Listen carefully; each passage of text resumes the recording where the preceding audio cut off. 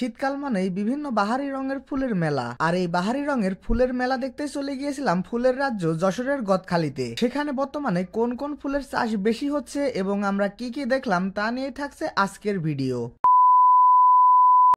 হেই everyone, আসসালামু আলাইকুম। কেমন আছেন সবাই? আশা করি আপনারা সকলেই ভালো আছেন।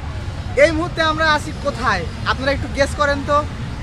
আমরা আসছি যশোরে, আর যশোর মানেই তো ফুলের রাজ্য, সেই গদখালি। তো আমরা অলরেডি সেই ফুলের রাজ্য চলে আসছি। অবশ্য ফুল দেখে আপনারা বুঝতেই পারছেন। এইখানে আসলে আপনারা অনেকগুলা পার্ক দেখতে পারবেন। তো আমরা জনপ্রতি 30 টাকা করে টিকিট কেটে নিয়ে এই ফুলগড়ি পার্কের ভিতরে প্রবেশ করি। গেটে ঢোকার পরে শুরুতে এই পার্কটা ভালো লাগলেও যে না এই পার্কের একটু ভেতরে প্রবেশ করি তখনই আমি হতাশ হয়ে যাই। এর কারণ হচ্ছে কি যে এই পার্কটি অনেক ছোট ছিল।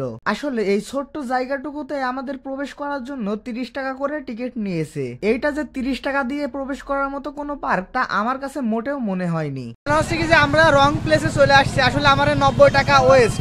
তো ওই পাশে যে পার্কটা আছে ওই পার্কটা আরো এর থেকে বড়। তারপরে আমরা ওইটা থেকে বের হয়ে পাশে যে বড় পার্কটা রয়েছে এই পার্কে চলে আসি। এইটার ভিতরে প্রবেশ করার জন্য আমাদের 30 টাকা মূল্যের টিকিট আবার ক্রয় করতে হয়। এইটা মোটামুটি পূর্বেরটার তুলনায় অনেক বড় ছিল।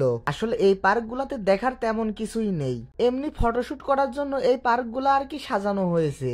আমার সাজেশন থাকবে কি যে আপনারা এই পার্কগুলোতে না এসে যদি সত্যিকারের গদখালির ফিল নিতে চান তাহলে যেদিকে ফুল চাষ করে ওই দিকে যান। টাকা দিয়ে এই পার্কগুলায় আসার থেকে খোলামেলা মাঠে যে ফুলগুলা চাষ করছে চাষিরা সেইগুলা দেখতে আরো ভালো লাগবে। তারপরে আমরা ওই পার্ক থেকে বের হয়ে আসি। আর এই যে নৌকাটা দেখতে পাচ্ছেন এর পাশ দিয়ে যে রাস্তাটা গিয়েছে এই রাস্তা দিয়ে আপনারা একটু সামনের দিকে এগিয়ে আসলে পরেই এই মাঠটা দেখতে পাবেন যেখানে শুধু ফুল আর ফুলই চাষ করা হয়। বাংলাদেশের ম্যাক্সিমাম ফুলে কিন্তু এই যশোরের গদখালি থেকেই সাপ্লাই হয়।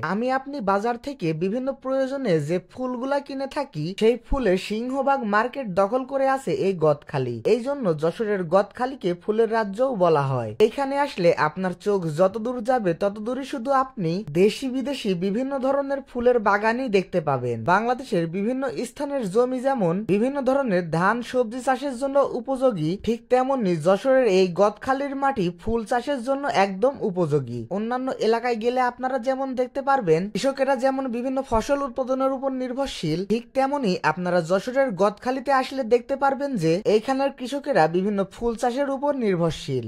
আশেপাশে যত দূরে চোখ যাচ্ছে তত দূরে শুধু ফুল আর ফুল, মানে যা দৃশ্যটা সত্যি অসাধারণ। এইখানে যারা ঘুরতে যাবেন তাদের প্রতি আমার একটাই অনুরোধ থাকবে যে কেউ দয়া করে এই উন্মুক্ত মাঠে এসে কোনো গাছের ক্ষতি করবেন না। আপনার একটু ভালো লাগার জন্য একজন কৃষকের কিন্তু অনেক বড় ক্ষতি হতে পারে। আর এখানে যতগুলা গাছ আছে এই গাছগুলা কিন্তু এমনি এমনি হয়নি, অনেক কষ্টের পরেই কিন্তু একজন কৃষক এই গাছগুলা হওয়াতে পেরেছেন। তো গদখালিতে গিয়েছি আর ফুল কিনবো না এটা তো হতেই পারে না। এই সুন্দর ফুলগুলো দেখে লোভ সামলাতে না পেরে তাই কয়েকটা কিনে নিয়েছিলাম। তো এই ছিল আজকের ভিডিও। আমাদের ভিডিওগুলো আপনাদের কেমন লাগে অবশ্যই কমেন্ট করে জানাবেন। দেখা হবে আবার নতুন কোনো একটি ভিডিওতে। ততক্ষণ সবাই ভালো থাকবেন, সুস্থ থাকবেন। আল্লাহ হাফেজ।